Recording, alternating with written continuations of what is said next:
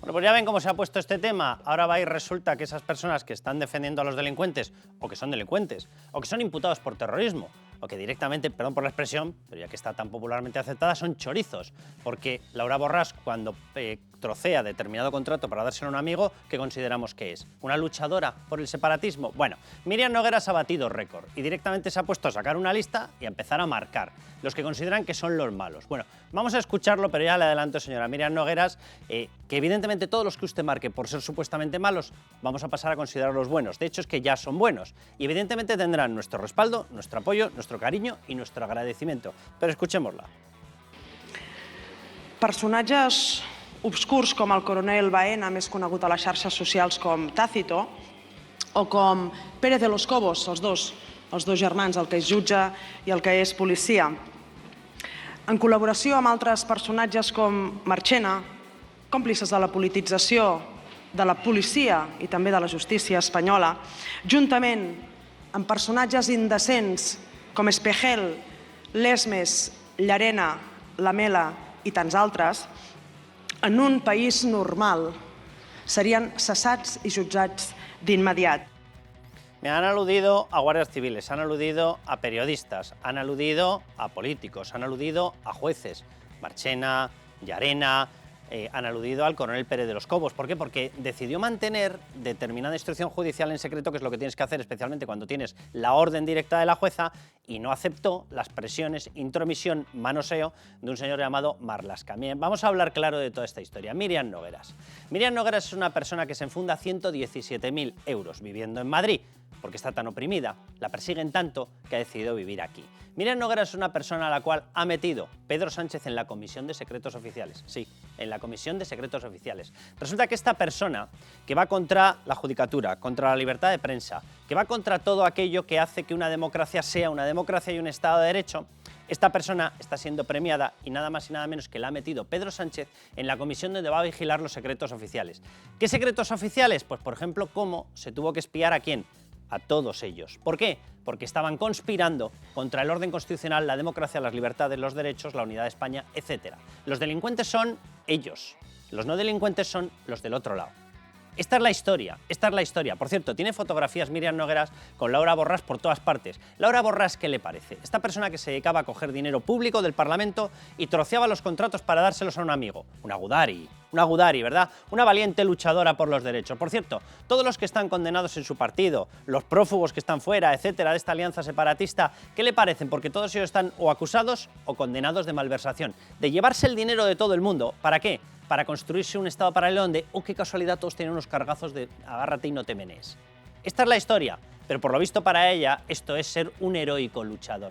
Miren, a ver si conseguimos entre todos darnos respaldo a todos los que estamos en la lucha y en la defensa constitucional, a todos los que estamos en esta trinchera de defensa de las libertades, y vamos marcando a los que de verdad tendrían que estar marcados por la justicia, no marcados por esta acción extrajudicial que lo único que busca es que a esta pobre gente, encima a Llarena, a Marchena, etcétera, les vayan machacando a la familia. A ver si todos vamos cerrando filas y va quedando claro, como ya va quedando claro, que Pedro Sánchez es un golpista, que está al frente del golpe. Señora Nogueras, cuanto más les insulte, más apoyo les daremos.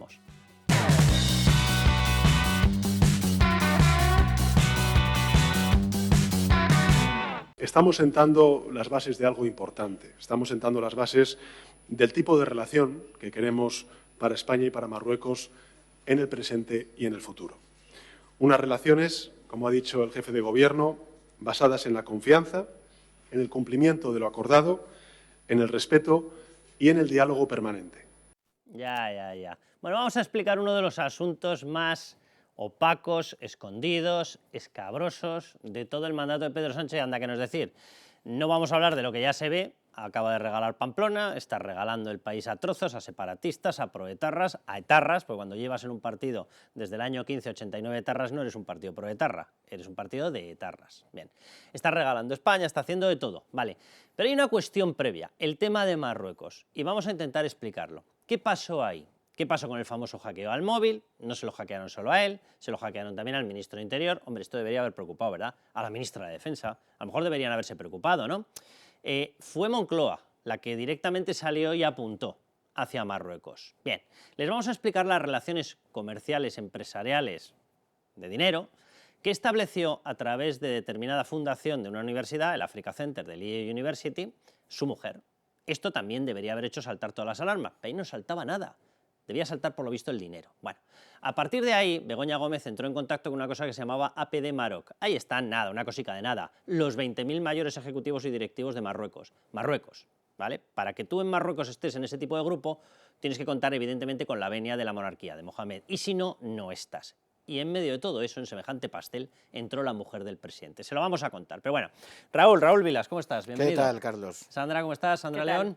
Muy bien. Bueno, vamos a ir viendo lo que ha pasado y vamos a explicar qué es lo que hay detrás de toda esta historia. Vaya por delante que el gobierno se ha negado sistemáticamente a dar ni la más mínima explicación. Vaya por delante que anunciaron un partenariado, anda que inventándose nombres, un partenariado porque es que iban a controlar la inmigración. En estos momentos Vía Canarias se ha más que duplicado. Por lo tanto, está claro que o no había acuerdo, o nos volvió a mentir, esto seguro, o se firmó algo y se ha incumplido. Lo cierto es que regalamos el control del Sáhara, algo valiosísimo para Marruecos, justo después, y les vamos a dar todos los plazos, todas las citas, todas las fechas, justo después de que a este señor le entraran en el móvil. Y justo en medio de que su mujer estaba con este tipo de relaciones. Pero vamos a ir escuchándolo, vamos a ir viendo qué es lo que pasaba, la oposición le ha pedido explicaciones, él no da ninguna, escuchen a Feijóo. Me gustaría hacerle dos preguntas sobre Marruecos. ¿Es posible? ¿Puede desmentir que haya cambiado la política del Sáhara por razones personales? ¿Puede desmentir que se cesara a una exministra de Asuntos Exteriores por la exigencia de Marruecos? La semana pasada evitó hasta 8 veces contestar esta pregunta. Por favor, ¿lo puede hacer ahora? Raúl, ¿por qué lo esconden tanto? ¿Hay alguna historia aquí extraña? ¿Qué le pudieron o a qué material pudieron acceder a través del móvil? Que, por cierto, era una cantidad medida en términos de almacenaje brutal, excesiva para lo que debería haber en el móvil de un presidente. ¿Puede haber condicionado todo? Y la gran pregunta, ¿puede condicionar el futuro? Lo digo porque Marruecos, de quien es aliado, es de Israel. Marruecos, de quien es aliado, es de Estados Unidos. Y este señor, Pedro Sánchez, está cargando todas nuestras alianzas occidentales. Sí, vamos a ver, mientras no haya otra explicación, tenemos que sospechar que es una cuestión personal y que tiene que ver con lo que tenía en el teléfono el presidente del gobierno, porque en política nadie hace una concesión tan importante como es nada menos que la cuestión del Sáhara, con lo que significa para Marruecos y para España, y dentro de España para la izquierda. Es un... Bueno, de hecho, yo creo que a cambio de nada. Y... O sea, puede ser la única cesión que ha hecho en sentido contrario a la lógica de extrema izquierda en la que él cabalga. Sí, única. Y a la lógica política, porque incluso en una negociación de asuntos menores tú no das nada sin una contraprestación. Y en este caso no conocemos la contraprestación. Se dijo en su día, como tú recordabas, que iba a ayudar a controlar la inmigración. Ya hemos visto menos mal. Luego vamos a ver los datos. Que de eso nada, se están batiendo récords en Canarias desde la crisis de los cayucos. Por lo tanto, sabiendo el coste que además de imagen suponía para Sánchez en su momento de imagen de cara a su propio público, en la izquierda la cuestión del Sáhara era una de las grandes banderas, pues como Palestina. Y no se han quejado demasiado. Ahora mismo en Sumar hay una diputada que su único mérito para ser diputada es ser saharaui, mérito conocido, digo. Y no abre la boca en esto. No abren la boca, pero bueno, los de Sumar y ya sabemos que con que les des un cargo en el gobierno tragan con lo que haga falta, porque tienen unas tragaderas enormes y ya lo han demostrado. Pero, o sea, que en Sumar sí que sabemos la contraprestación, que es estar en el gobierno, pero la de Sánchez, ¿cuál es? Es la que no conocemos, y mientras no se conozca, pues se abre cualquier posibilidad. Claro que va a tener implicaciones en el futuro, por supuesto que sí. Yo creo que esto no se va a quedar así. Si tienen esa capacidad de chantaje para lo que hemos visto hasta ahora, pues la va a seguir utilizando. Y sobre todo eso que has es evidente. perdido todas las bazas. Déjame que veamos unas declaraciones y te devuelvo la palabra, porque simplemente por ir metiendo más elementos en la explicación. De lo que se dijo, que repito, lo filtró Moncloa, que fue quien apuntó a Marruecos, se habló de que lo habían hecho utilizando el famoso sistema Pegasus. El sistema Pegasus no es un sistema marroquí. El sistema Pegasus pertenece a tecnología israelí. Lo digo para que vayamos teniendo el mapa. Y en estos momentos nosotros nos estamos dedicando a insultar permanentemente, nosotros no obviamente, el gobierno, a Israel, llamándole genocida, tramitando por la parte de Sumar, por Yolanda Díaz, tramitando normas incluso para juzgar en España por supuestos crímenes de guerra y genocidio de Netanyahu. En estas estamos. Yo no sé si puede ser el momento en el que a lo mejor, oye, alguien decida que parte de lo que se supo pues puede haber llegado el momento de que se sepa, ya que el gobierno no dice nada. Pero bueno, vamos a ver las no explicaciones de Bolaños. Los teléfonos móviles del presidente del Gobierno y de la ministra de Defensa han sido infectados con el software Pegasus, que, como saben ustedes, es una herramienta que permite acceder al contenido de los móviles. Y se acabó. No han vuelto a decir nada, ni qué material salió, ni qué contenido tenía, ni a qué datos apuntaba.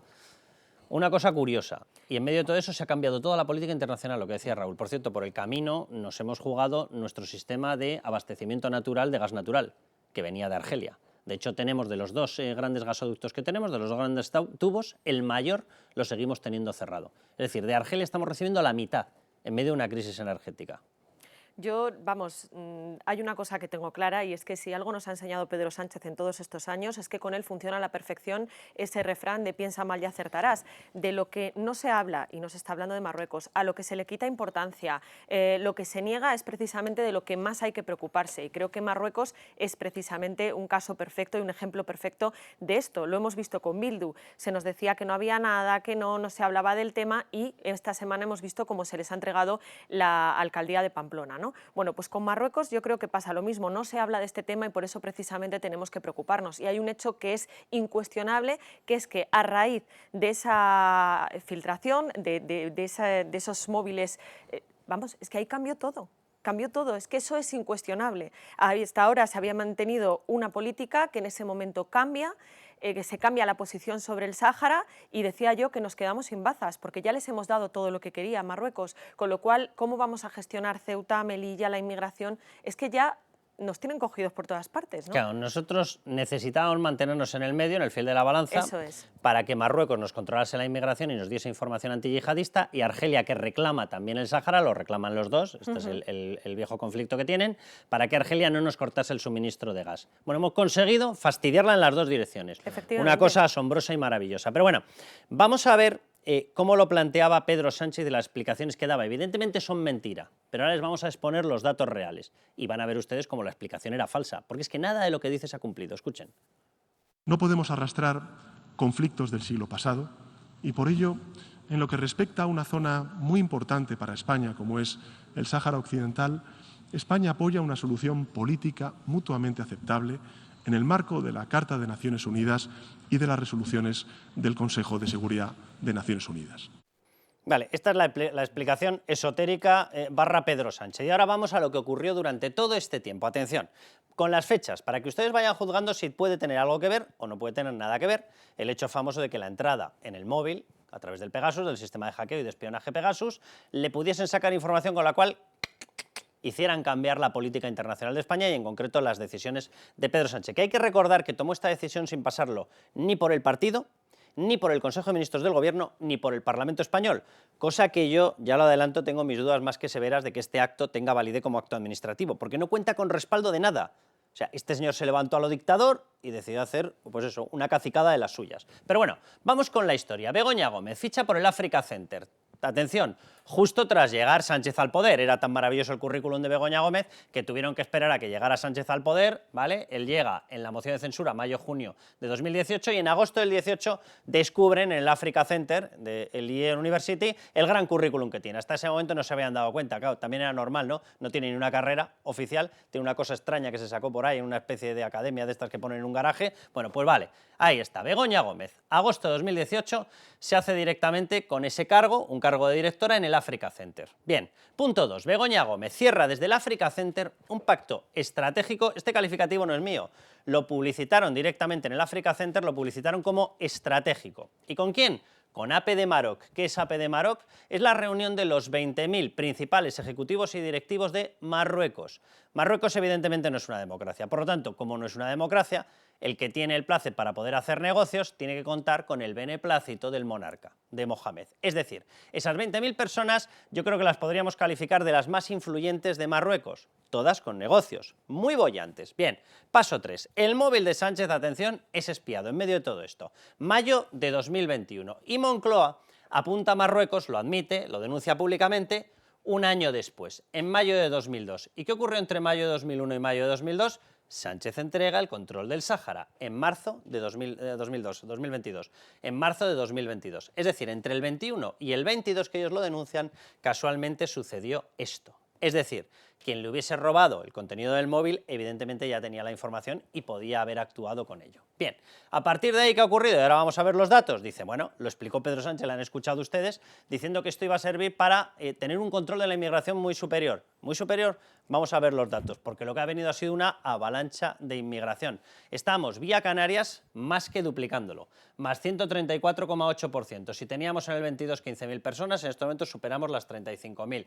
Y sobre el cómputo total de llegada de inmigrantes a España, hemos pasado de 29.000 a superar los 50.000. Esto está medido de enero a noviembre, es decir, es absolutamente, en los 2 años, absolutamente homogénea la estadística. Es decir, lo que sabemos es, punto 1, que lo que ha dado explicaciones, las explicaciones que ha dado Pedro Sánchez son mentira. Evidentemente no ha sido para controlar la inmigración. Punto 2, sabemos que no ha querido dar explicaciones oficiales, eso seguro. Punto 3, sabemos que el acto lo adoptó de una forma personal, no lo quiso pasar ni por el Gobierno, Consejo de Ministros, ni por el Parlamento.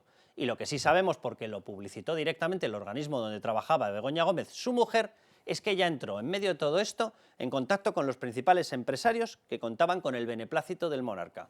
O sea, hasta ahí datos objetivos. El resto cada uno podrá pensar lo que quiera, básicamente porque el Gobierno no ha querido dar ni media explicación, que sería el último dato objetivo. Secreto absoluto sobre esto. Raúl. Es que está muy claro. A quien le resulte un poco lejano el asunto de Marruecos, es que hay un paralelismo. Es exactamente lo mismo que se está haciendo en el tema de la amnistía.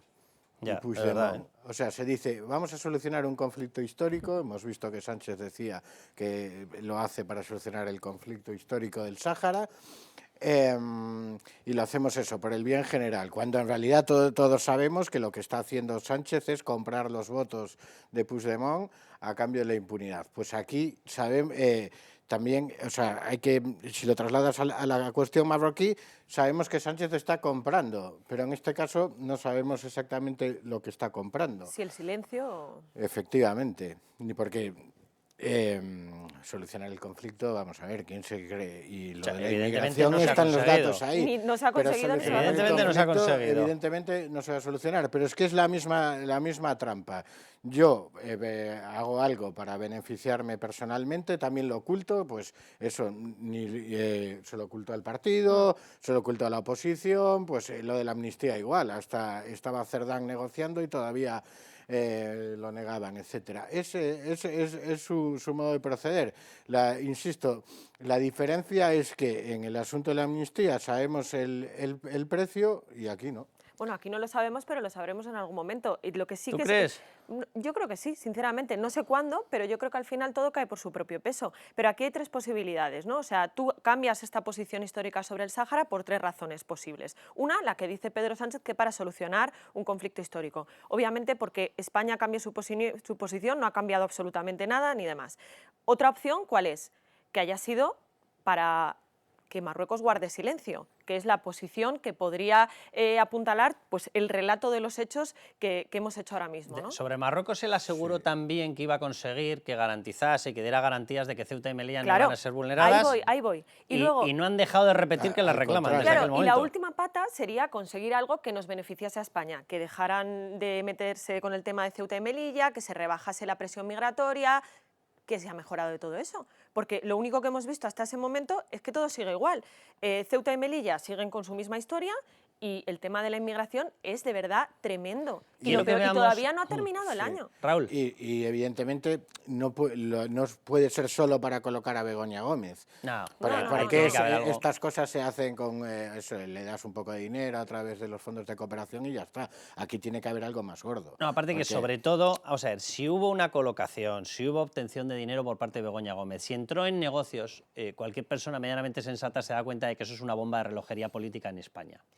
Entonces, claro, la gran pregunta es qué había en ese móvil. ¿Podía tener relación con eso, con conocimiento de esos datos, con información sobre lo que se estaba haciendo? ¿Estaba él metido? ¿No estaba metido? O sea, ahí se abren una serie de interrogantes que lo mínimo hubiese sido que Moncloa hubiese dado una explicación y no la ha dado. Os voy a hacer una pregunta porque quiero mostrar lo que pasaba en la presentación del libro, donde hablaba de todo Pedro Sánchez, de su no libro, porque de nuevo es que no lo ha escrito él. O sea, todo se lo tienen que escribir. Empezamos a tener dudas de que este señor sepa escribir. Pero bueno, Irene Lozano aparece por todas partes a escribirle libros. Le hace el último libro, Tierra firme, sí, y desastre asegurado. Bien, van a ver cómo hablo de un montón de cosas, menos de esto. De esto es que no lo ha escrito en el libro. Es decir, narra su etapa de gobierno, su primera legislatura o legislatura normal con votación después de la moción de censura, y no habla de esto.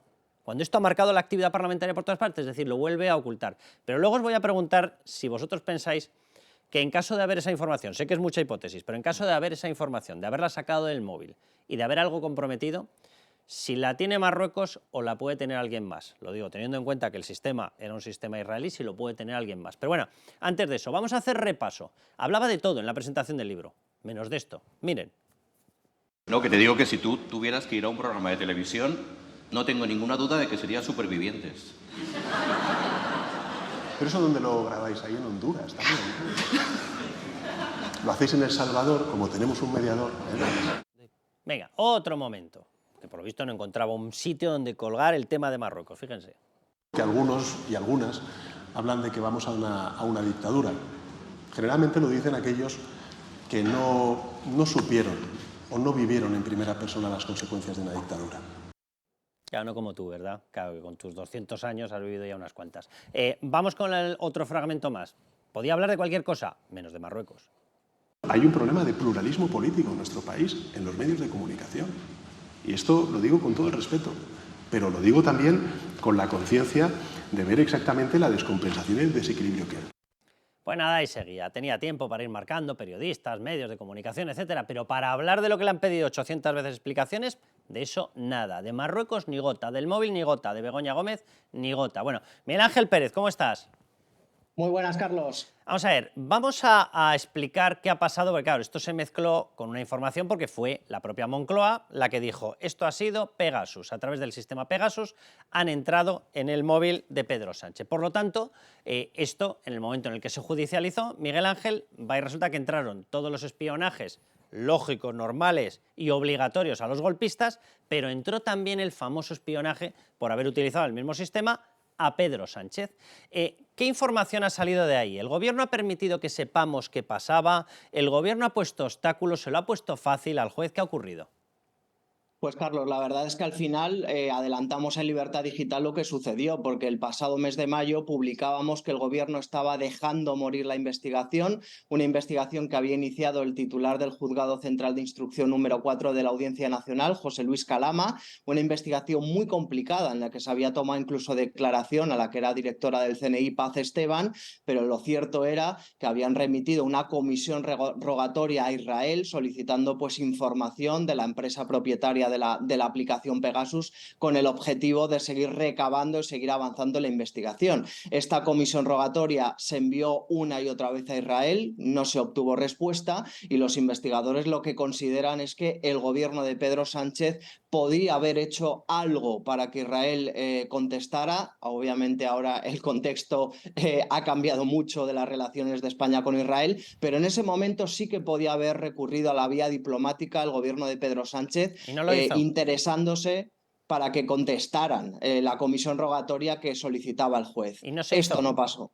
Esto no pasó, Carlos, esto no pasó. En ningún momento el gobierno quiso saber nada de esa comisión rogatoria, ni preguntó ni pidió a Israel que respondiera a ella. Ya. Y 2 meses después, en el mes de julio, el juez de la Audiencia Nacional tuvo que archivar la causa ante esa falta de cooperación de Israel y sobre todo esa falta de interés del gobierno por conocer la verdad. Vale, tú tienes la sensación, por la información que barajas, por los contactos con acusación, no acusación, defensa, con los propios jueces, ¿tú tienes la sensación de que la causa, el gobierno en el fondo no tuvo más remedio que asumirla porque venía solicitada por sus socios separatistas pero que no le hacía ninguna gracia?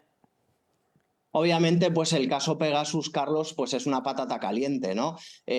Bueno, los primeros infectados fueron el presidente del gobierno, ministra de Defensa, etcétera, Marlaska, y luego, pues a mitad de esto, Carlos, pues esa segunda derivada del caso Pegasus, que es la de Cataluña, ¿no? La querella que presentó el presidente catalán Per Aragonés, por la cual se ha imputado por parte de un juzgado de instrucción de Barcelona a la exdirectora Paz Esteban. Esto en su inicio era una una patata caliente, pero obviamente esto, Carlos, se ha utilizado, y esto es lo que sospechan las fuentes judiciales que he consultado, esto se ha utilizado por parte del gobierno para hacer guiños a Junts y a Esquerra, porque hay que recordar que en el momento en el que ese juez de Barcelona, por cierto, de Juezas y Jueces para la Democracia, la asociación judicial izquierdista a la que pertenecen, entre otros, Cándido Conde Pumpido, pues admitió a trámite esa querella de Pere Aragonés contra la exdirectora del CNI, Paz Esteban. En ese momento justo, Carlos, estaba negociando el Partido Socialista la investidura de Pedro Sánchez con Junts y Esquerra.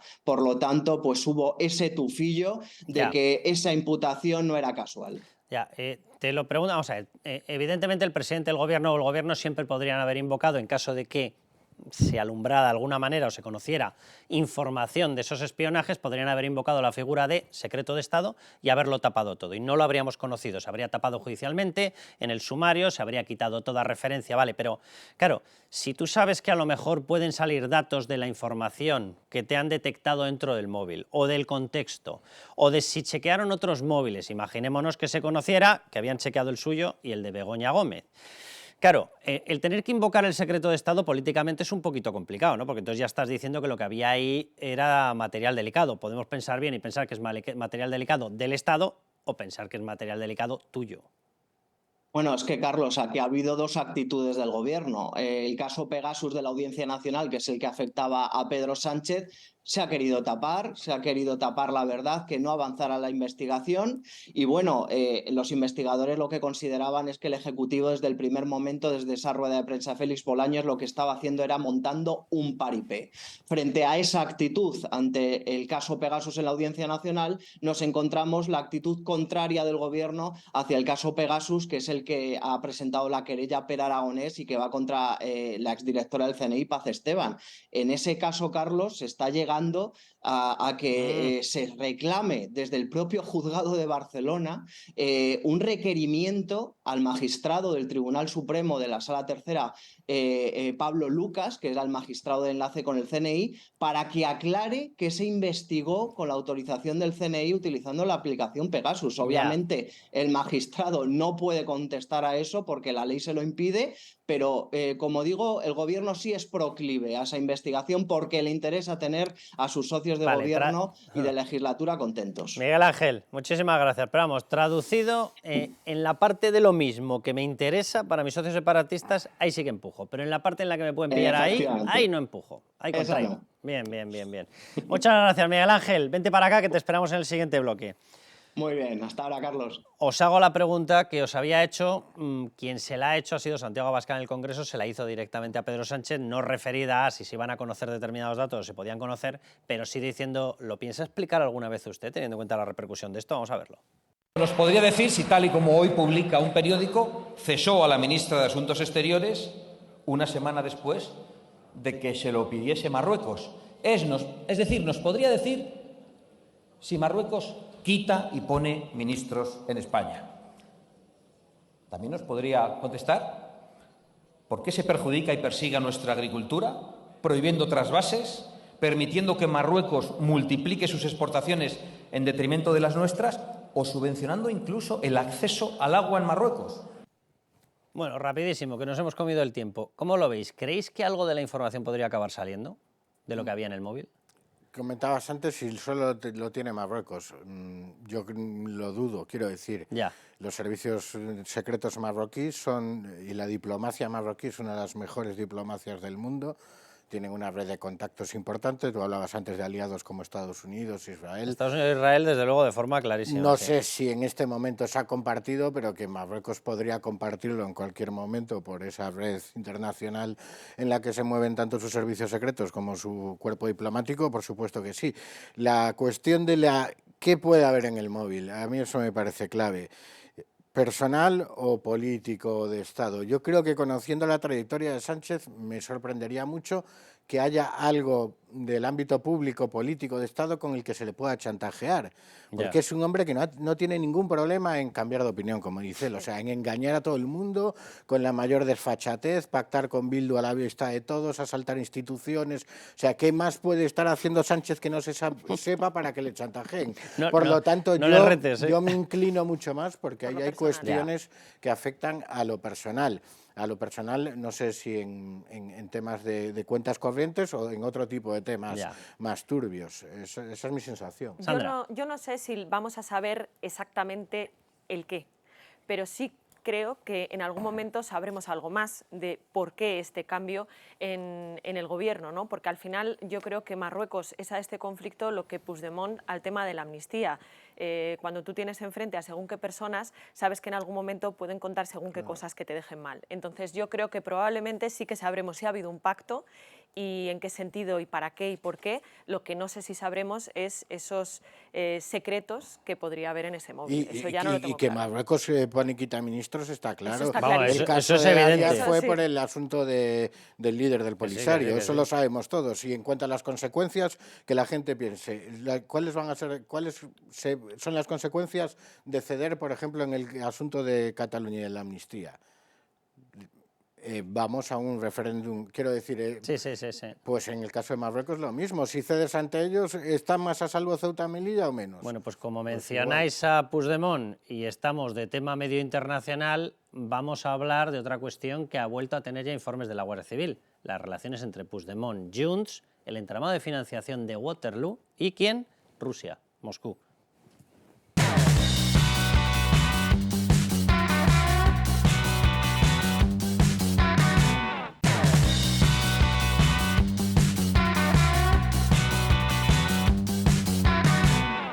Bueno, pues estamos de casos ocultos, vamos, de la famosa historia de Marruecos, que por cierto ahora les doy el teléfono para que nos envíen mensajes sobre WhatsApp hablando de ese tema, de si está, se lo digo ya, si creen que Sánchez está bajo control de Marruecos. 660 20 86 98, ahí lo tienen, el teléfono y nos envían los mensajes. Y vamos a otro caso. ¿Bajo quién está o quién está controlando, o si se están controlando mutuamente, o quién alimenta o quién financia a Puigdemont? Vale. Aquí ha habido una investigación judicial, está abierto el tema, está judicializado y se están investigando contactos. Ha habido un informe de la Guardia Civil, de hecho ha habido varios, de otros cuerpos policiales, y se ha hablado de unas relaciones entre Moscú y Puigdemont. Les vamos a dar todos los datos. Puigdemont, Junts, ¿vale? Pero ha habido una persona, Josep Lluís Alay, jefe de gabinete en Waterloo de Carles Puigdemont, que sí que ha llegado incluso a confirmar que ha tenido contacto con algunas de las personas de Moscú, rusas, etcétera. Es más, se avanza en la investigación y se ha visto que la intermediación se la hacían determinados empresarios rusos afincados en Barcelona. Y la Guardia Civil sospecha y mucho de este tipo de relaciones. Para empezar, porque hay en medio un mafioso.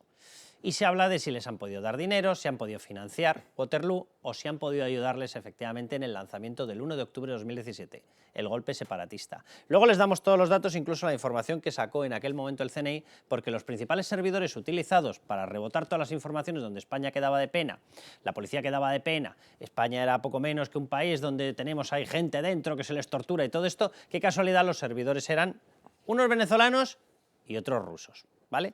Pero se lo vamos a explicar todo. Pero bueno, vamos a ver a Puigdemont. En estos momentos Puigdemont está henchido, está eufórico, le tiene enganchado, le tiene acorralado a Pedro Sánchez y se viene arriba. Y ahora tiene esa chulería. Pero claro, es que ¿a quién está haciendo caso Pedro Sánchez? ¿A Puigdemont? ¿Está haciendo caso a Moscú? ¿A quién está haciendo caso? Nuestra libertad de expresión en esta Cámara vale menos que la suya. Presidente Sánchez, las oportunidades hay que aprovecharlas cuando ocurren. Si se dejan pasar de largo por miedo o por incapacidad, las consecuencias nunca son agradables. Nunca son agradables, vale. Y dirán ustedes, está ahora manteniendo una posición muy firme Pedro Sánchez, seguro que le para los pies, que corta las alas, que no le deja decir este tipo de cosas. Escúchenle, escúchenle. Al señor Puigdemont quiero decirle que está en nuestras manos lograrlo, que debemos hacerlo por las vías de la política, de la negociación y de la Constitución. Y yo creo que la ley de amnistía es un paso importante en la buena dirección. Una ley que respalda una amplia mayoría de nuestro Parlamento, 178 escaños. Vamos, que le ha faltado llamarle guapo, pagarle un bocata de jamón, o sea, un poquito más blandiblue y ya no sabemos hasta dónde llega el merengue. Miguel Ángel Pérez, bienvenido. Muy buenas, Carlos. Raúl, que estabas ya, Miguel Ángel, a ti, como factor judicial de Libertad Digital, te ha tocado nuestro submarino judicial, te ha tocado también mirar a ver qué estaba pasando en esta historia. Luego vamos a conectar con una fuente de la policía, nos va a explicar qué está pasando y vamos a explicar algunos de los datos que han salido ya de los informes judicializados.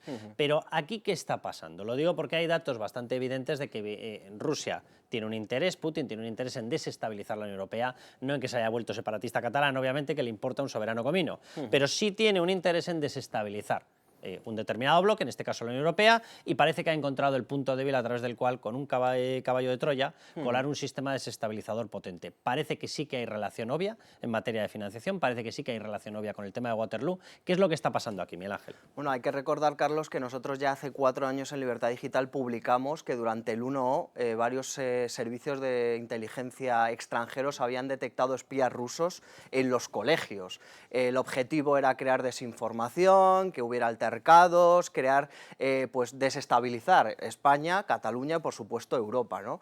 Es evidente, esto se ha ido, como dices tú, constatando a nivel de una investigación judicial, que es la que lleva a cabo el Juzgado de Instrucción número 1 de Barcelona con el magistrado Joaquín Aguirre, es el llamado caso Boló, donde se ha podido acreditar pues, las diferentes conexiones entre varios altos cargos de Puigdemont, como por ejemplo Alay, que lo citabas hace un momento, el jefe de su oficina, con otros altos cargos del régimen de Putin.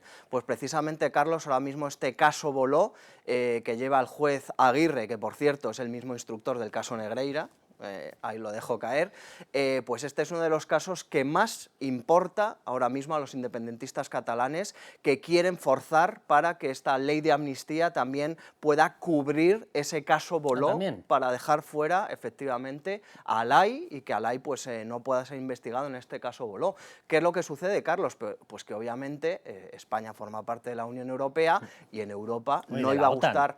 Efectivamente, y de la OTAN. Historias, que es que aquí estamos hablando de una cosa que supera incluso la UE. Exactamente, forma parte de la OTAN, de la Unión Europea, y cómo se vendería, Carlos, pues que el gobierno de España vaya a meter dentro de la amnistía del 1O un caso en el cual se investigan las conexiones, o mejor dicho, las injerencias rusas en España, en Europa, y que eso, el gobierno de Pedro Sánchez, permitiera a Junts incluirlo en la amnistía. Aquí hay una cuestión que yo espero que la Unión Europea lo empiece a valorar. Es decir, la desestabilización de España no busca solo desestabilizar España, eso lo puede buscar Otegi, lo puede buscar Puigdemont.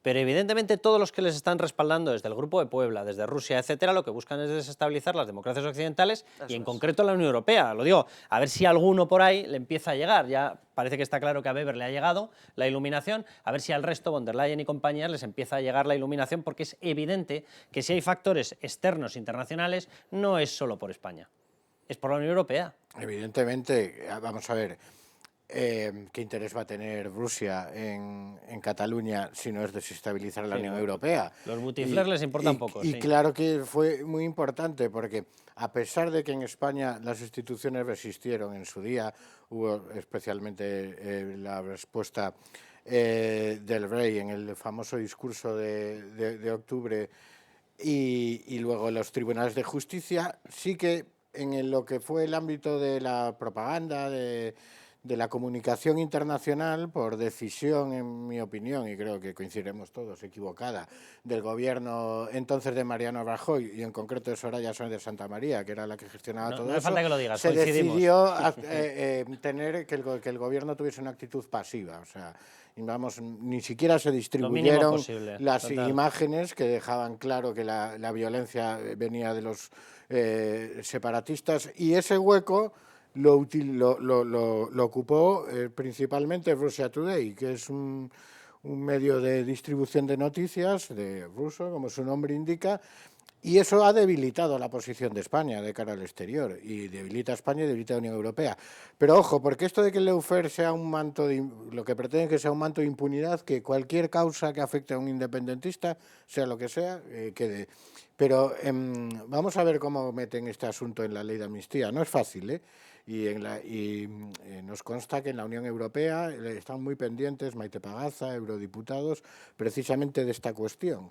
Porque si en la ley de amnistía, no sé de qué manera se va a articular, o el tema del lawfare les sirve para salvar a Alay y tapar la cosa a Rusia, de cara a la respuesta europea, yo creo que es muy importante, es clave y que va a generar esto tensiones todavía entre PSOE y Junts durante el proceso de enmiendas y el proceso de elaboración de la ley. Vamos a ver a Míriam Nogueras. Míriam Nogueras se ha convertido en el Doberman que lanza el separatista para morder a periodistas, para morder a jueces, para morder a coroneles de la Guardia Civil, a todos los que hayan investigado. Claro, si en medio está la investigación de cómo financiaba Rusia, ¿verdad?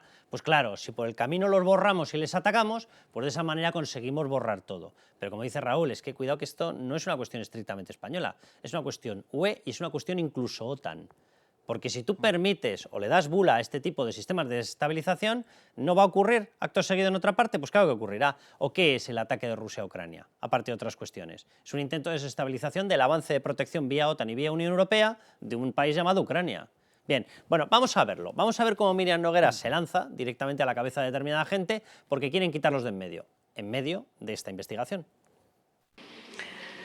Personatges obscurs com el coronel Baena, més conegut a les xarxes socials com Tácito, o com Pérez de los Cobos, els dos germans, el que és jutge i el que és policia.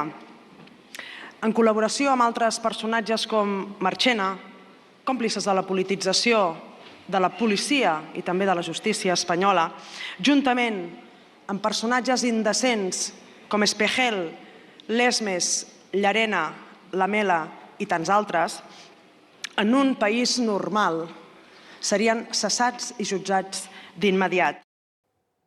Bueno, pues vamos como con el tema de Marruecos, el móvil, el hackeo, Pegasus, el móvil de Pedro Sánchez y las relaciones comerciales, empresariales de Begoña Gómez. ¿Vamos a contar los datos? Los datos son los siguientes, resumidos. Ahora vamos a hablar con Alfredo Perdiguero para que nos dé la última información policial, pero los datos resumidos son los siguientes sobre esta historia de las relaciones, posibles relaciones, pues están investigadas judicialmente, entre Junts, Puigdemont, su gente, el separatismo catalán y Moscú. Vale. Bien, cosas totalmente certificadas. El CNI certificó, garantizó que el uso masivo de servidores rusos y venezolanos estuvo presente, además fue masivo y fue el prioritario para impulsar el golpe separatista del 1 de octubre. Certificado por el CNI, por cierto, por la información que yo tenía en aquel momento, certificado al Ministerio de Defensa directamente por la OTAN.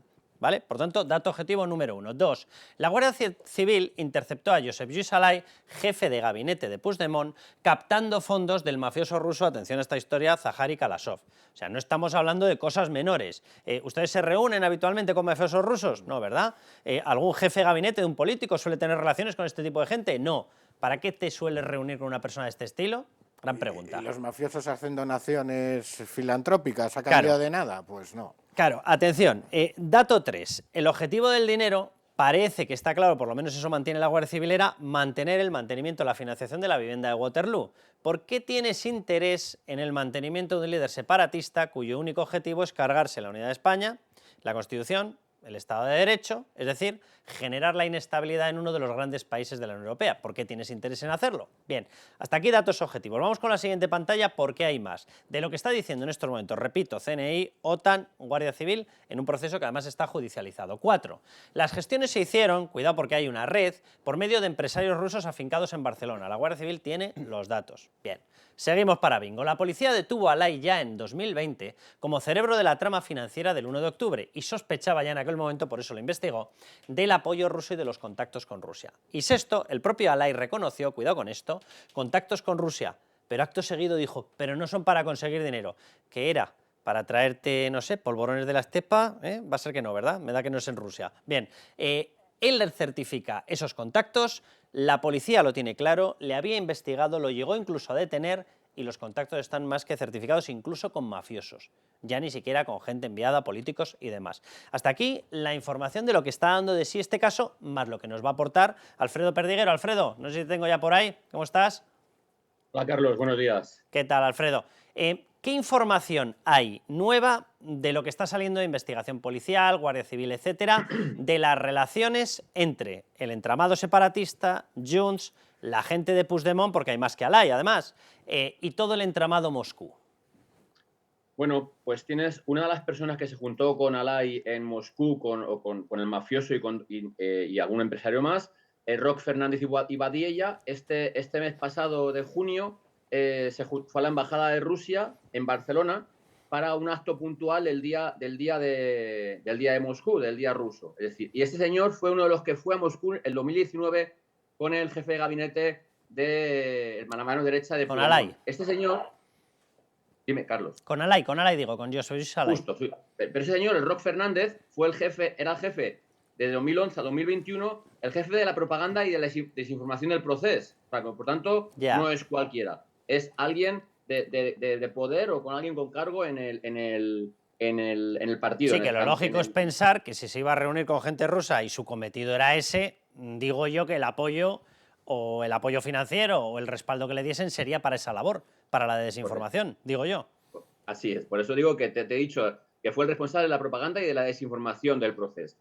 A lo que has aludido antes, ya te digo que ahí que están sopesando la Guardia Civil meterle o no meterle en el informe de Tsunami o de Volhov, el informe de Bruselas en el cual alerta del riesgo que el proceso supuso para la seguridad de Europa. Como habéis dicho, ya que Moscú quería aprovechar la crisis abierta en el 2017 para no solo desestabilizar a España, sino desestabilizar a través del miembro de la OTAN, España, a la Unión Europea. Es decir, buscaba, como has dicho, destabilizar a la Unión Europea o a la OTAN por mediación de España, creando una gran destabilización aquí en España, que influiría a todos los partidos de la Unión Europea. Por tanto, un informe ya que está hecho y se va a sopesar si se aporta o no a la causa, una u otra. El caso Volhov, como ha dicho Miguel Ángel, ya está en ello, se detuvo a 21 personas, veremos a ver cómo acaba. Y el último es el tsunami democrático, fue el noviembre de este año, o sea, del mes pasado, en el cual, ojo que no es cualquier cosa, deja a presuntos responsables o cerebro de la plataforma de Tsunami Democratic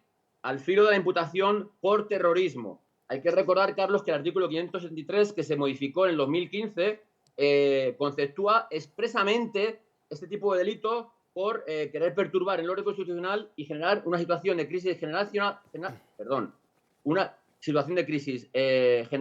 en el Estado español, ¿vale? Y eso está expresamente reconocido en el Código Penal como legislación antiterrorista, ¿vale? Para que no tengan claro. Ya no hablamos de financiación democrática, financiación ilegal, también hablamos de legislación antiterrorista. Alfredo, y que a estos se le sumarían los 12 anteriores detenidos por el tema de aquellos relacionados con temas terroristas y que eran de los grupos de resistencia que llaman ellos, los CDR, catalanes. Por tanto, son varios informes los que hay, Carlos. Eso te iba a decir, Alfredo. Vamos a ver, lo que ya sabemos es que Carles Puigdemont está imputado por terrorismo por el juez García Castellón, de forma simultánea o paralela a la imputación que tiene Marta Rovira. Conocemos toda esta información y por lo que tú nos estás citando, algunos de los informes además tienen ya bastantes años. ¿Qué está ocurriendo aquí? Porque evidentemente hay más que indicios y notables como para pensar que evidentemente hay una trama y que hubo contactos y que hay empresarios metidos en esta historia y que pudo haber dinero B, etcétera. ¿Por qué va tan lenta teniendo en cuenta que es tan importante ya no solamente para nosotros, sino también, bueno, para Pedro Sánchez ni te cuento, pero también incluso para la Unión Europea? ¿No tendría que ir un poquito más rápido?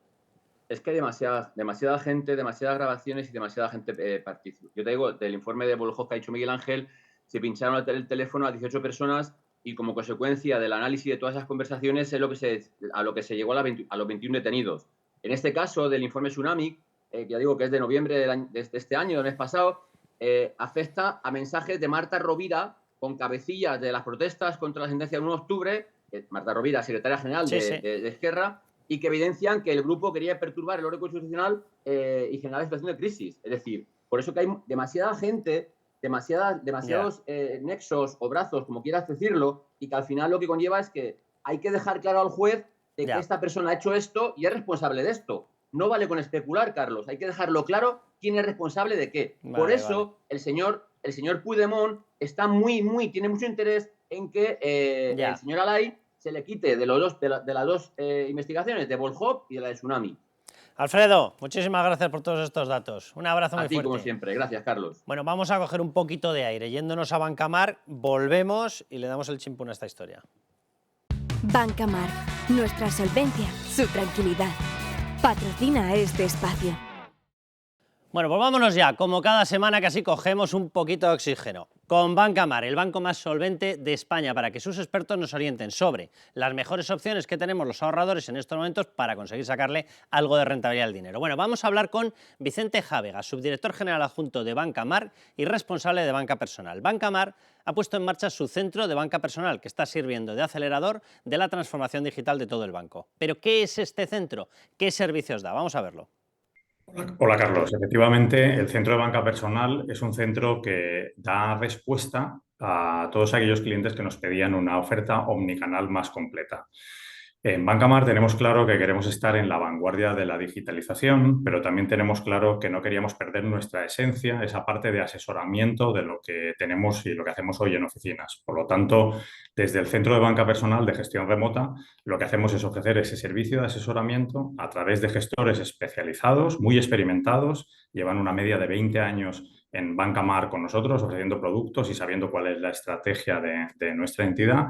Y además son gestores muy bien valorados en el mercado. En la última encuesta de Estiga valoran a los gestores de Bancamar como los mejor valorados en la banca española. Por lo tanto, cuidamos mucho ese servicio de asesoramiento, en distancia en este caso, con la calidad que ofrecemos en este servicio, ¿no? Ofrecemos asesoramiento a distancia que junto con la digitalización nos ofrece un servicio mucho más rápido, cercano y flexible con nuestros clientes, ¿no? Además, en banca personal decimos que somos más digitales, pero hacemos ese servicio de asesoramiento a distancia y también somos fieles a nuestros orígenes. Este centro de banca personal está situado en la sede central de Bancamark, aquí en Palma de Mallorca, donde tenemos nuestros servicios centrales y desde aquí damos servicio a los clientes de toda España. Vicente, por lo que estás contando, esto tiene mucho que ver con digitalización. ¿Nos puedes desarrollar la idea? Efectivamente, un 85% de los clientes de banca personal están digitalizados. Es verdad que están en distintas fases y todo el mundo va evolucionando en su digitalización personal, ¿no? Con lo cual lo que hemos hecho desde este centro y desde banca personal es abrir el abanico para que todo el mundo pueda tener el mismo servicio, sea a través del canal que sea, bien a través de oficinas, bien a través de canales 100% digitales, como puede ser la web o la app o banca telefónica, o bien a través de estos gestores de asesoramiento del centro de banca personal, con lo cual el abanico es muy amplio y el cliente va evolucionando con nosotros y se va transformando, ¿no? No solo a veces en la parte digital, sino que vamos evolucionando y creciendo con nuestros clientes también, ¿no? Y ofreciéndoles servicios ya no de banca personal, sino incluso de banca privada o de banca patrimonial. Por eso decimos que banca personal y en concreto la oficina de Avantio es un acelerador claro de la transformación digital que estamos viviendo en Bancamark. Y un dato muy interesante es que la edad de los clientes que usan este servicio del centro de banca personal de gestión remoto, el 92% de esos clientes tienen un rango de edad entre 41 años y 89 años. Con lo cual estamos viendo que la digitalización ya no es un tema de jóvenes, sino que afecta a todas las generaciones. Está claro, Vicente, muy interesante. En la respuesta nos has mencionado la oficina Avantio. ¿De qué se trata? Pues sí, la oficina Avantio es una oficina para aquellos clientes que quieren trabajar con Bancamark, pero que lo quieren hacer de una forma 100% digital, bien porque son muy digitales o bien porque incluso están en ubicaciones donde no tenemos oficinas físicas, ¿no? O presencia física. Por lo tanto, desde 2022 empezamos con esta oficina, pero de manera contundente desde febrero de 2023. Y en esta oficina lo que hacemos es que para estos tipos de clientes les abrimos un abanico a través de nuestro broker de más de 30.000 instrumentos financieros si ellos quieren en autoservicio ir consumiendo productos bancarios, pero también tenemos asesores, como los que comentaba antes, que les ofrecen ese servicio de asesoramiento, de cercanía, de dónde poder invertir su dinero y qué hacer con nosotros, que es la esencia del modelo de Bancamark, ¿no? Con esta oficina, como decía, empezamos en febrero de 2023. Los resultados han sido exponenciales desde esa fecha. Hemos multiplicado por 7 el crecimiento en clientes nuevos en lo que llevamos de año. Pero dos datos muy interesantes son, el primero es que desde agosto en banca personal, en Bancamark, crecemos más clientes mes a mes digitales que clientes en oficinas. Y el segundo dato muy interesante es que los clientes que entran nuevos tienen una media de edad de 53 años, ¿no? Con lo cual estamos viendo que los clientes y el mercado se están transformando de una manera mucho más rápida que la que a veces nos da que pensar, ¿no? Con esta oficina lo que hacemos es cerrar ese círculo que decía al principio. Tenemos una oferta omnicanal completa. Es el cliente el que elige cómo quiere trabajar con nosotros y trabaje por el canal que trabaje, tiene la misma oferta de Bancamark y el mismo modelo de trabajo de Bancamark, ¿no? Muy digitalizado para el que lo quiera, pero siempre recordando que trabajamos personas que trabajan con personas, ¿no? Bueno, pues muchísimas gracias, Vicente, muchísimas gracias, Bancamark, y nos volvemos con Raúl y Miguel Ángel a la tertulia. Banca Marc, nuestra solvencia, su tranquilidad. Ha patrocinado este espacio. Pues Miguel Ángel, para cerrar ya este bloque, con lo que nos ha contado Perdiguero, con lo que nos has contado tú antes, con lo que hemos visto de los datos de la investigación, el caso yo tengo la sensación de que tiene bastante consistencia. Sí, tal es así, Carlos, que por eso hay tanto interés por parte de Puigdemont, de Junts, de incluir en la ley de amnistía a través de una enmienda que salió publicada el otro día, que inicialmente el PSOE no quiere aceptar, pero que veremos, porque esa enmienda es un coladero para meter en la ley de amnistía pues cuestiones, dicen que sean contra dirigentes independentistas catalanes que hayan sufrido montajes policiales, es decir, eso es un coladero de cualquier causa que haya investigado la policía. Y luego la última reflexión rápida, Carlos, hablamos que el caso Boló es el caballo de Troya de Puigdemont de Rusia, ¿no? Para desestabilizar España, la Unión Europea y la OTAN. Y yo me pregunto, ¿está consiguiendo sus objetivos Rusia? Pues yo diría que sí, porque ha conseguido poner a Puigdemont en el foco y se ha desestabilizado el gobierno de España. Raúl, es fascinante esto de que ellos decidan que es un montaje policial y no, porque claro, eso es lo mismo que puedo hacer lo que me dé la gana, porque si me acusan digo que es un montaje policial y ya está. Yo creo que el lawfare, precisamente, el principal objetivo es esta cuestión. La cuestión del tsunami, del caso ruso y tal. Que luego de lo de, pues eso, mencionaran a Rosa Quintana, todas estas cosas son más, el ruido ambiente, digamos, folclóricas, pero la cuestión Mollar, y por lo que están empeñados en lo del lawfare y lo han exigido, es para esto. Nada, pues Raúl, Miguel Ángel, muchísimas gracias. Nos vamos con el frutero de la semana, el Macarra. ¿Quién? Óscar Puente.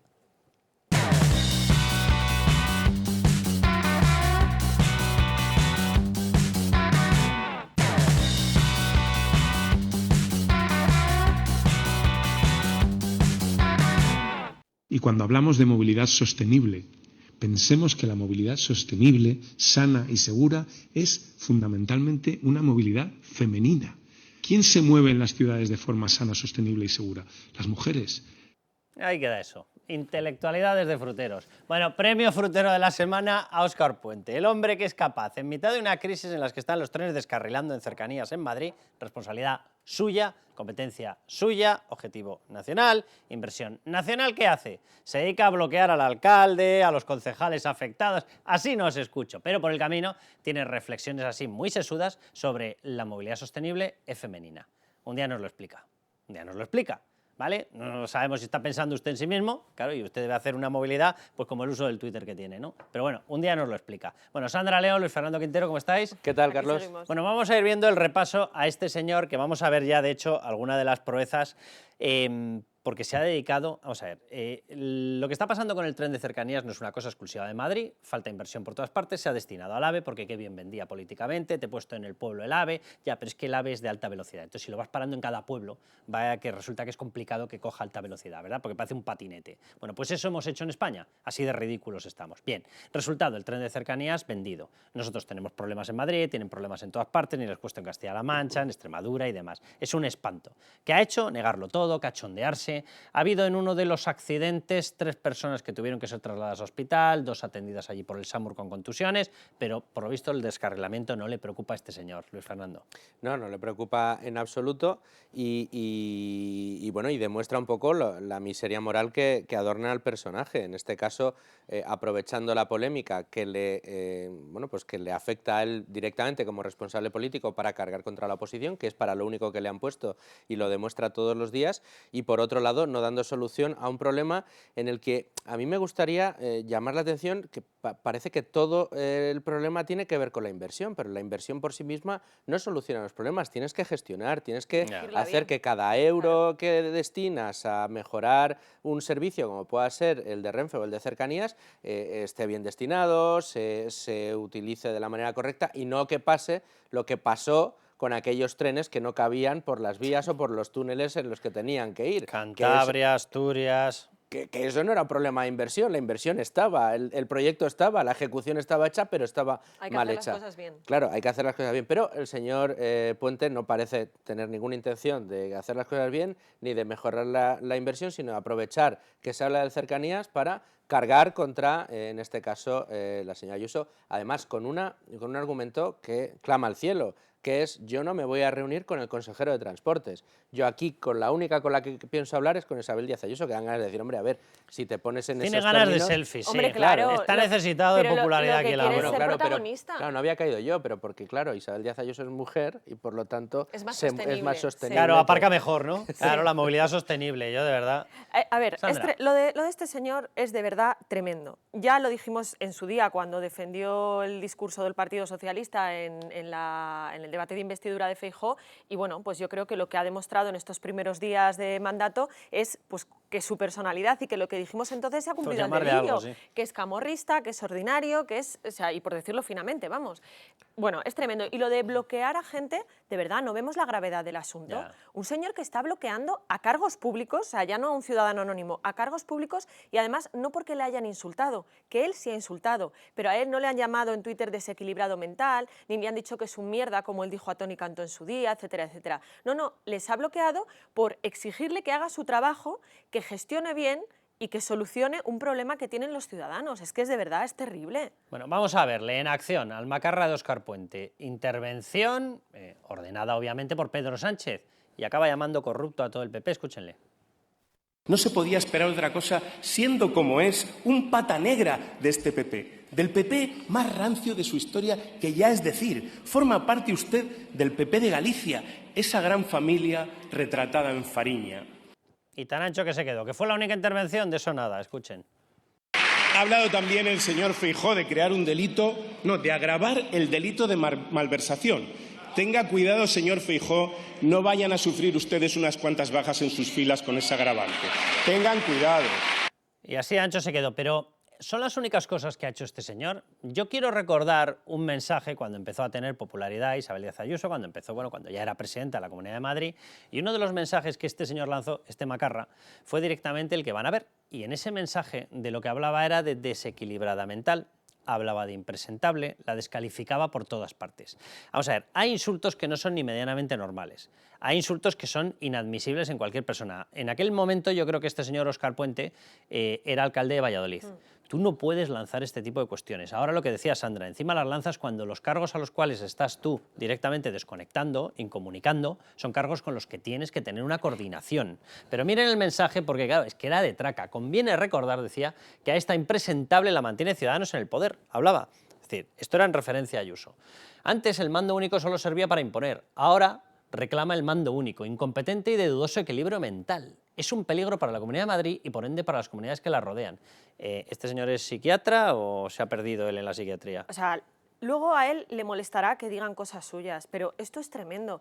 Si alguien se cree que se puede hablar así de una presidenta de una comunidad, y yo insisto que no es el único ejemplo, que es que esto es Isabel Díaz Ayuso, pero a Toni Cantó, yo lo recuerdo perfectamente, le llamó mierda en Twitter. Este señor es un mierda. Pero ¿qué lenguaje es este de un diputado? Pues es el lenguaje. Este es al que ha escogido Pedro Sánchez para esta función, ¿eh? Claro, es que además representa y encarna la miseria moral más asquerosa, y dejadme que lo diga así, de la política. Por un motivo fundamental. A Óscar Puente, por ser así de pendenciero, mal hablado, ordinario, chusco, macarra, Sánchez le apartó en su día. Óscar Puente cargó con...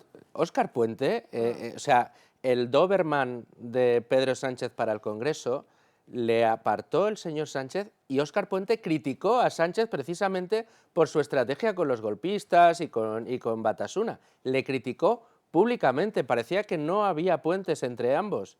En cambio, Sánchez quiere virar al macarrismo y le dice: Óscar, vente que vas a ser mi portavoz en el Congreso. Y Óscar Puente, miserable moral hasta la náusea, se come sus palabras y acepta el cargo. ¿Por qué? Pues porque es un miserable, porque le da absolutamente igual todo, porque es merecedor del premio Frutero por esas y otras muchas cosas, y porque representa la miseria moral que representa el socialismo a día de hoy. Tanto el de la clase dirigente, y yo me atrevería a decir, como la de aquellos que con su voto les mantienen ahí. O sea, estos eran los pantallazos que surgían en el momento en el que se dedicaba a él, porque le estaban diciendo: oiga, le están descarrilando los trenes, querría hacer algo, que es que lo mismo va y resulta que un tren se lleva por delante una persona, que está paralizando el principal mecanismo de coordinación ferroviario dentro de Madrid. ¿Le da olímpicamente lo mismo a usted? Bueno, pues ¿qué hizo? ¡Hala, aquí está! Borja Caravante, concejal, fuera, bloqueado, ya no me molestas. José Luis Martín Almeida, alcalde, ¡hala, bloqueado, ya no me molestas! O sea, lo que es impresentable, lo que es increíble es que a este señor le mantenga Pedro Sánchez. Claro, pero si te das cuenta, responde a una estrategia, yo creo, muy clara, que es que hablemos de esto en lugar de hablar del problema de fondo, que es el de por qué descarrilan los trenes. Estamos hablando de la anécdota y esta va a ser una constante en esta legislatura. Bueno, pues hablando de constantes, vamos a ver, es que aquí el rey de los ejemplos, Óscar Puente, atención porque sacó varias informaciones, OK Diario, El Español, aludieron a ellas. Unas hablaban de que directamente en tiempo de trabajo, en tiempo de alcaldía, se marchaba y se marchaba con el entrenador a jugar al golf. Aquí, el de los ejemplos, el de la asistencia psiquiátrica. Bien, y luego otra cuestión, mucho más peliaguda, bueno, esta la verdad que no es poco, pero es que hay, yo no sé decir en duda, pero hubo una serie de acusaciones que él no consiguió contrarrestar, no ha aportado pruebas, los periódicos sí aportaron pruebas, OK Diario sí dio información, sobre unas vacaciones pagadas en un yate de lujo. Entonces, cuidado con este tipo de historias. Desde luego, certificación de que él lo haya pagado no ha habido por ningún lado. Él evidentemente cargó contra los periódicos, los insultó por todas partes, vale. Pero las vacaciones estuvieron, el barco estaba, los cursos de golf con el entrenador estaban, el tiempo era en horario de trabajo. Dices, oye, esto pinta un tanto raro, ¿no? ¿Tú estás como para dar lecciones, en serio, Óscar Puente? Y hubo más polémicas, porque yo recuerdo ahora mismo también cuando una vez se le vio conducir un coche de altísima gama. Sí, era conectado con el tema de las vacaciones. De 180.000 euros o una brutalidad que un también Mercedes se lo había dejado una empresa. Creo que era.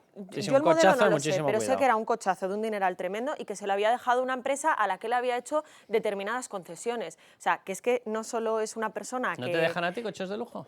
No tengo ¿Qué esa cosas? suerte. Es que yo soy sostenible. Bueno, hazte macarra y te los da, ¿no? Claro, es porque ella es sostenible, Claro. no puede conducir un coche de gran cilindrada como las que conduce Óscar Puente.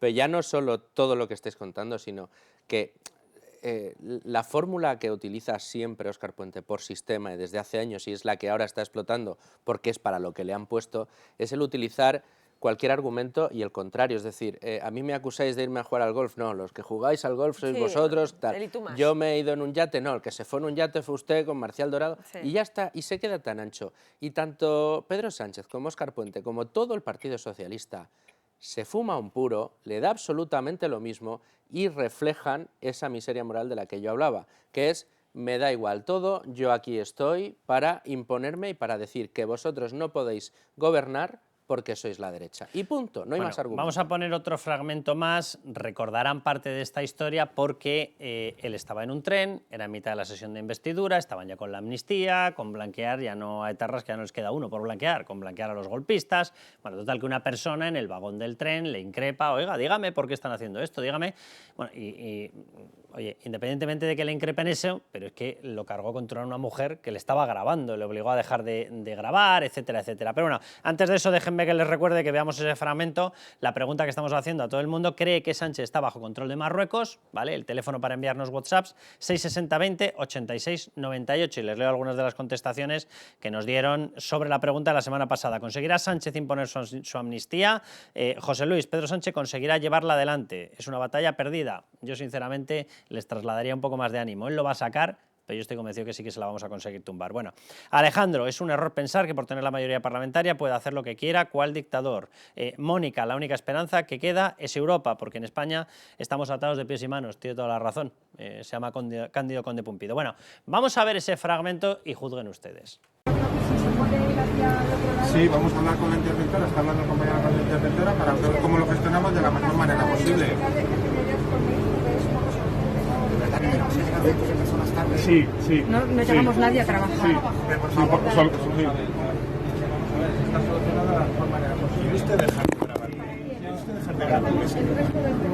¿Quiere usted dejar de grabarme? Y le agarra el móvil. Vamos a ver que lo que le estaban diciendo tenían toda la razón. Oiga, que sí, que me parece muy bien el enfrentamiento que tiene usted, pero aquí estamos todos parados, hemos comprado el billete y tenemos que llegar a trabajar. Entonces bájese usted, en vez de hacernos a todos perder el tren, se baja usted o lo que usted quiera. Pero, oye, te agarro el móvil, te lo quito. Todos los que estaban en ese tren, todos le pagan el sueldo a ese señor. Totalmente. Todos. Él es un servidor público y tendría que estar para velar por, entre otros, los ciudadanos que iban en ese tren que pudieran llegar pronto a su trabajo. No hacerse ver como si fuera aquí el majarajá de, oye, que me han insultado, aquí que nadie viaje hasta que a mí no me solucionen la papeleta aquí. Pero bueno, pero era es una que esta es la declaración actitud. era una declaración de intenciones. Un anticipo. Eso te iba a decir. Luego le nombran ministro de Transportes, a toda esa gente no llegó a trabajar a Sí, tiempo sí. y ahora es lo que nos va a quedar en esta legislatura. Claro, y les Parará. manda un cercanías que descarrila. Eso es, lo que viene eso siendo es. la gestión aquí del amigo. Yo solo digo que esto va a ser una constante toda la legislatura o lo que aguante este señor en el cargo, porque bueno, no sabemos si habrá sorpresas o no, ¿no? Pero va a ser una constante y le vamos a tener que dar este premio, mucho me temo, más de una semana. El gran frutero Macarra. Bueno, Sandra, muchísimas gracias, Luis, muchísimas placer. gracias. Y ya saben, nos vemos la semana que viene. Hasta entonces, pues a levantar España, que no nos queda otra.